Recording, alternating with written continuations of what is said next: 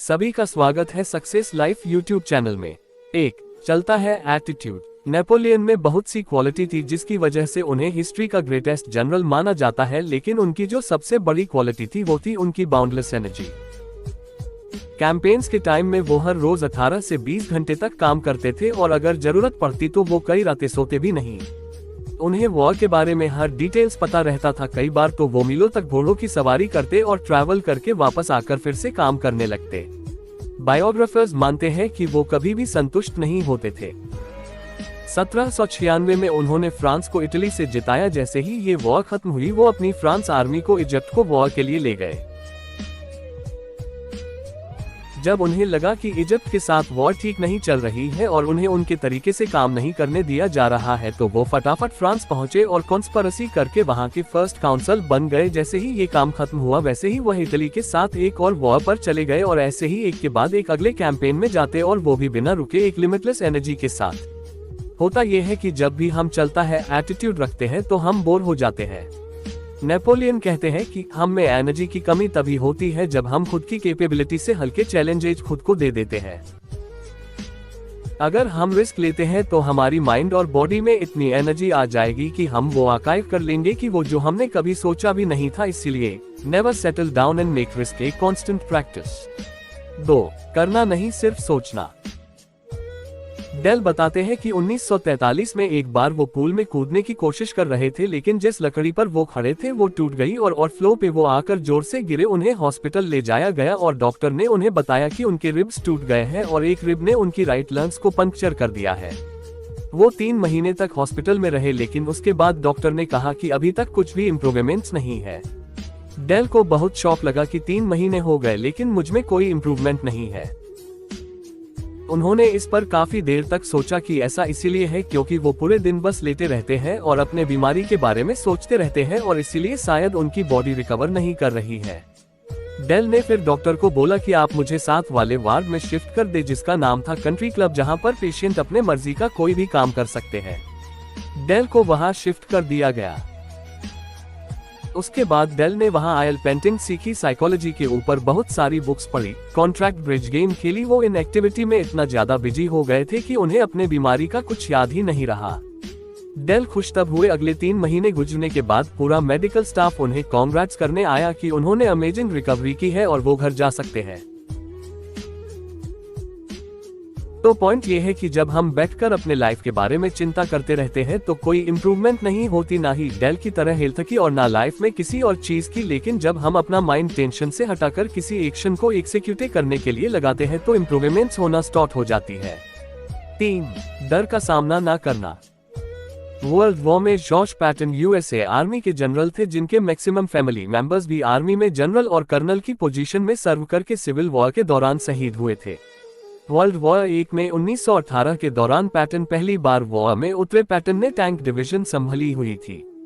Pattern ने किसी तरह अपनी American infantry army mountain top तक पहुंचा दी, लेकिन तब जर्मन्स उन पर फायर करने लगी, जिसकी वजह से उन्हें और उनकी आर्मी को वहां पर कवर लेना पड़ा। जल्दी ही पैटन को पता चल गया था कि वो लोग फंस गए हैं। अगर वो पीछे की तरफ जाते हैं तो हिल के साइड से उन पर फायरिंग होगी और अगर वो आगे बढ़ते हैं तो जर्मन्स मशीन गन से उन सबों उन्हें मार देंगे। पैटन डर गए, उनकी टांगे कांपने लगी, लेकिन फिर उन्हें अपनी फैमिली में उन सब की याद आई जो आर्मी में शहीद हुए थे। पैटन को ऐसा लगा कि मनो वो सब पैटन को शहीद होने के लिए बुला रहे हैं। जॉर्ज पैटन को लगा कि उन्हें मरना ही है तो मैं पीछे हटकर नहीं बल्कि आगे बढ़कर मरूंगा। पैटन अपनी आर्मी को ऑर्डर देने के लिए जैसे ही खड़े हुए उनकी टांग में गोली लगी और पर किसी तरह वो सब वहां से निकल गए। उसके बाद से यहाँ तक कि जब वह जर्नल भी बन गए, उन्होंने एक आदत बना ली थी कि जब भी किसी वॉर की रिपोर्टिंग लेनी होगी तो वह फ्रंट लाइंस में जाकर खुद ही रिपोर्टिंग लेंगे ताकि वह बार बार अपने डर पर काबू कर सके। इस स्टोरी से हमें 2 सीख मिलती है। पहला, डर से छुपने से बेहतर है कि हम डर का सामना करें, क्योंकि डर की वजह से हम फ्रीज हो जाते हैं और कोई भी एक्शन नहीं ले पाते हैं। दूसरी सीख हमें ये मिलती है कि जब हम डर जाते हैं और अपना प्रेजेंस ऑफ माइंड छोड़ देते हैं तो हम सिर्फ खुद की ही नहीं बल्कि अपनी फैमिली, अपनी ग्रुप्स, अपनी फ्रेंड्स की नजरों में भी गिर जाते हैं। अगर हम लीडर हैं तो हमें बहुत से लोग देख रहे हैं, इसलिए हमें अपना कंपोजर रखकर ही डिसीजन लेना चाहिए। 4 बहुत ज्यादा चिंता करना। जोसेफ अपनी स्टोरी बताते हैं कि जब मैं छोटा था तब से ही मैं हर चीज के बारे में परेशान रहता था। कई चीजें जिनसे मैं परेशान रहता था वो रियल भी नहीं थी। कई बार तो मैं इस चीज से परेशान हो जाता था कि कहीं मैं कुछ ऐसी चीजें तो नहीं मिस कर रहा जिसके लिए मुझे परेशान होना चाहिए।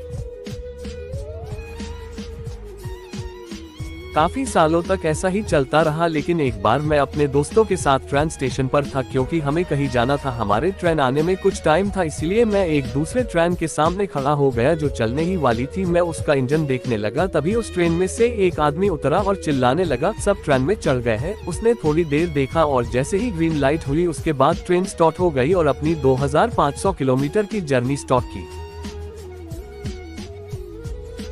जोसेफ कहते हैं कि पता नहीं क्यों मुझसे ये लाइन कुछ कनेक्ट हो गई। मैं उस ट्रेन और उस आदमी के बारे में सोचता रहा कि वह 2500 किलोमीटर की जर्नी तय करने वाले हैं और उन्हें इसकी फिक्र नहीं है कि क्या पता रास्ते में एक्सीडेंट हो जाए, कुछ डिले हो जाए, ट्रेन में खराबी हो जाए। वो बस चल दिए और मैं लाइफ में बस ये सोचकर टेंशन लेता रहा कि आगे क्या होगा, और हर वक्त ये सोचते रहता कि जब लाइफ में सारी लाइट ग्रीन होंगी मैं तभी आगे बढ़ूंगा।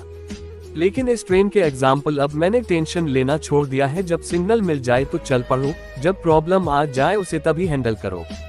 5 लोगों के बारे में सोचना।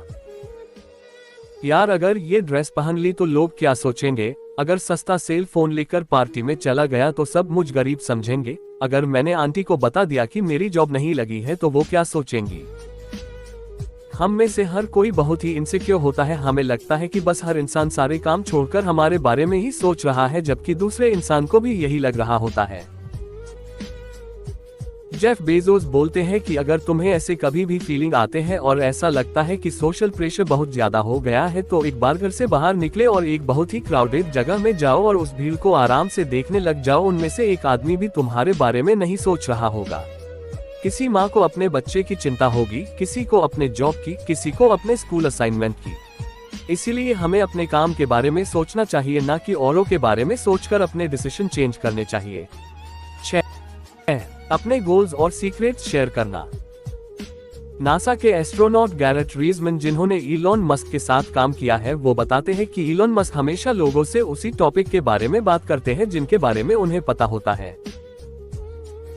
फॉर एग्जाम्पल, इलॉन मस्क ने गैरेट से कभी भी NURALIN के कंपनी के बारे में बात नहीं करी क्योंकि गैरेट एक एस्ट्रोनॉट है, ना कि बायोलॉजिस्ट, और ये एक मेथड है जिससे इलॉन काफी अच्छे तरीके से अपना टाइम मैनेज करते हैं। लेकिन नॉर्मल इंसान अपने ड्रीम्स हर किसी से शेयर करने लगता है, स्पेशली नेगेटिव लोगों से या उन लोगों से जो उसके ड्रीम्स कभी समझते ही नहीं, और यही रीजन है जो कि हमें नेगेटिविटी वापस मिलती है, जिससे खुद के गोल्स की तीव्रता कम हो जाती है। इसीलिए चाणक्य ने भी कहा था कि कभी भी अपने गोल्स और अपने सीक्रेट्स किसी के साथ शेयर मत करो।